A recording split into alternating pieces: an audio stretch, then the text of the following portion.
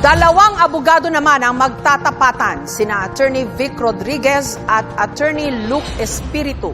Ako po ay sang-ayon na sa mandatory drug testing sa lahat ng elected and appointed officials sa gobyerno bilang pagtugon sa Article 11, Section 1 of our Constitution that public office is a public trust at dapat lahat ay may accountable sa ating mamamayang Pilipino.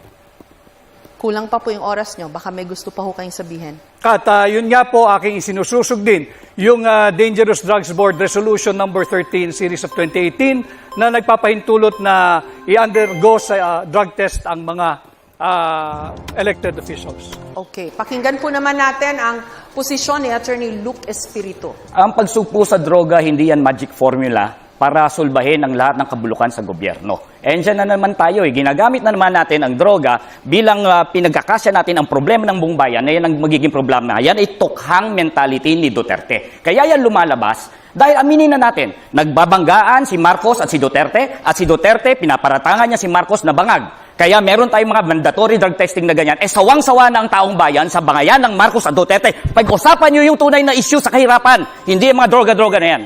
May sagot ho ba kayo doon? Kinakailangan malinaw sa atin. Bakit ang mga security guard bago ma-hire sa trabaho, kinakailangan sumailalim sa drug testing?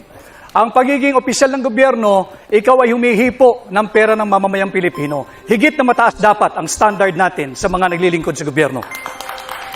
Attorney Espiritu? Bakit hindi tayo magkaroon ng competency test, integrity test, honesty test, at mahigit sa lahat, pro-masa test? Dahil yun ang mas importanteng mga issue sa ating bansa. Yan ba yung bangayan ni Marcos at ni Duterte? Yan ba may kinalaman yan sa sahod na hindi nakabubuhay ngayon? Yan ba may kinalaman sa kontraktualisasyon na nagpapahirap sa ating mga manggagawa? Yan ba may kinalaman sa kahirapan? Yan ba may kinalaman sa presyo ng mga bilihin? At yan ang mga nararamdaman ng taong bayan sa ngayon, hindi yung bangayang Marcos at Duterte.